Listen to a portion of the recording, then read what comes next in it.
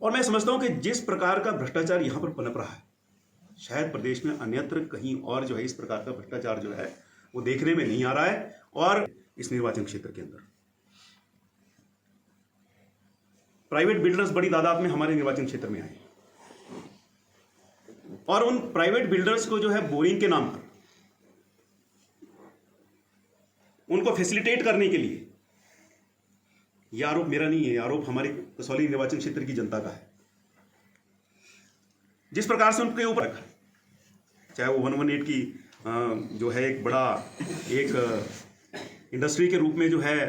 इन 3 वर्षों के अंदर कोई कीर्तिमान यहां पर स्थापित हुआ है, तो वो ये हुआ है कि 118 एक, मैं विधायक जी से पूछना चाहता हूं कि क्या ये सड़कें आप हुई है और वो सड़कें जो है उन्हीं को लाभान्वित करने के लिए क्या वो सड़कें आपने निकाली? किस प्रकार से नियमों को धता बता करके, नियमों को ठेंगे पर रख करके करने के लिए जो सड़कें बन रही हैं, जनता को लाभान्वित करने के लिए नहीं। कुछ सड़क जिनको जो है आपने 118 में परमिशंस के लिए कोई विशेष अधिकार दिए हुए हैं क्या? ये पूरे हिमाचल में चर्चा का विषय। क्या कुछ आपने लोगों को तय किया हुआ है कि ये जो 3 बीसवा जमीन, 2 बीसवा जमीन पुश्त दर पुश्त हिमाचलियों को हिमाचल सरकार एक नीति के तहत देती है अपना कारोबार चलाने के लिए, घर चलाने के लिए, क्या उसमें भी कुछ लेकर के दे करके जो है वो जमीन जो आवंटित की जा रही है कुछ ऐसे लोगों को, अपात्र लोगों को, जो पुश्त दर पुश्त हिमाचलियों को जो जमीन मिलनी चाहिए थी अपने मकान बनाने के लिए, अपनी आजीविका चलाने के लिए, काम करने के लिए, क्या ऐसे कुछ अपात्र लोगों को जो पात्र ही नहीं है उस योजना के तहत, उस पॉलिसी के तहत, क्या ऐसे लोगों को भी जो है कुछ गड़बड़ झाला करके अपने किसी खास व्यक्ति जो धर्मपुर में बैठता है आपका आदमी, उसके थ्रू कुछ अपात्र लोगों को आपने ये रिकॉर्ड में सारी चीजें, उनको ये जमीन देने का काम, आवंटित करने का काम किया आपने, ये पाप करने का काम किया आपने, हिमाचलियों के हक मारने का काम किया आपने। ये प्रश्न जो है ये बहुत बड़े प्रश्न है। जैसा मैंने पूर्व में कहा कि भ्रष्टाचार फल फूल रहा है, चिट्टे का कारोबार फल फूल रहा है, लेकिन ये सरकार अपनी पीठ जो है वो स्वयं थपथपा रही है, खुद को शाबाशी दिए जा रहे हैं, हमारी युवा पीढ़ी तबाह हो रही है, बेरोजगार लोग जो हैं वो रोजगार के लिए जो है सरकार की ओर तरसती हुई आंखों से देख रहे हैं। 5 लाख नौकरियां देने का वायदा,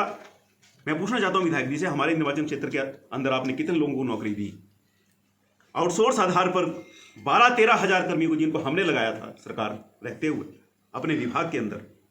उनको हटाने का काम जो है इस सरकार ने, इन्होंने नए रोजगार पे उन्होंने क्या देने? हाँ, हो सकता है अपने कोई खास लोगों को इन्होंने कुछ कृपा की हो तो मैं कह नहीं सकता हूं। और मैं ये एक बात कहना चाहता हूं, प्रत्येक हमारी जो पॉलिटिकल पार्टीज हैं, there are 2 major political parties in Himachal, one is BJP and another is Congress. दोनों कैडर आधारित पार्टियां हैं और सरकार बीजेपी की, कांग्रेस की। वर्तमान विधायक हैं जो हमारे कसौली के विनोद सुल्तानपुरी जी, उनकी कार्यशैली को लेकर के और उनकी परफॉर्मेंस को लेकर के सब बातें हमने बड़ी विस्तार से जो है आज की प्रेस वार्ता में कही हैं। और मैंने ये कहा है इस प्रेस वार्ता में कि विकास जो है बिल्कुल ठप हो गया है, सड़कें जो हैं वो नाले में तब्दील हो गई हैं और एक भी परियोजना को इन 3 सालों में विधायक जी जो शुद्ध रूप से वो लेकर के आए योजना, उन्होंने उसके लिए अपनी प्राथमिकता में डाला, उसको फिर बजट एलोकेट करवाया, फिर उसका जो है शिलान्यास करवाया। ऐसे कोई एक योजना जो है विधायक जी बताएं? सारी वही योजनाएं हैं जो मेरी प्राथमिकता की थी, जिसमें बजट एलोकेशन ठाकुर जयराम जी के कार्यकाल में हुई थी। और पूर्व में मैं ये कहूँगा, जितनी सड़कें हैं हमारे निर्वाचन क्षेत्र की, अधिकांश सड़कों के ऊपर पूर्व मुख्यमंत्री प्रोफेसर प्रेम कुमार धूमल का छाप जो है उन सड़कों के ऊपर है, उनके आशीर्वाद से बनी। जितने मेजर प्रोजेक्ट्स हैं आज हमारे निर्वाचन क्षेत्र के अंदर, उनके ऊपर ठाकुर जयराम जी जो हमारे पूर्व सम्मानीय मुख्यमंत्री हैं उनकी छाप है। पेयजल योजनाएं ठप हो चुकी हैं, सड़कों का काम रुक चुका है और हालत ये है कि सड़कों को ठीक करने का जिम्मा जो है जिन अधिकारियों के ऊपर है, उनकी गाड़ी में भी तेल डलवाने के लिए जो है पेट्रोल पंप वालों ने उनका हिसाब किताब बंद कर दिया। वो पिछला चुकता करो भाई, तब तेल डलेगा। ये आलम है, ये हालात है। कल जनमंच का आयोजन विधायक द्वारा किया गया, वहाँ पे कोई इस तरह के मुद्दे नहीं आए जिससे कि जनता को ने कुछ ऐसे बड़े किए, अपने छोटे कामों को लिए किया है। किस तरह देखते हैं जनमंच को? पहले तो मैं ये कहूँगा कि देखिए वो मंच ही मंच था, जन तो था ही नहीं, कोई जन तो था नहीं, क्योंकि जन जन तो इस समय जो है, अब ये इनको 2 साल के बाद पता लगेगा कि झूठ बोलने का क्या नतीजा जो होता है। झूठ बोले कौवा काटे, बोलते ही हैं। और हमारे जनमंच कार्यक्रम का जो कि ठाकुर जयराम जी की सोच थी, और कि जनता के घर द्वार जा कर के हम उनके जो इश्यूज़ हैं उनको हम सॉल्व करें, उनकी दुख दर्द को हम लोग दूर करें, और उसका ये उपहास किया करते थे।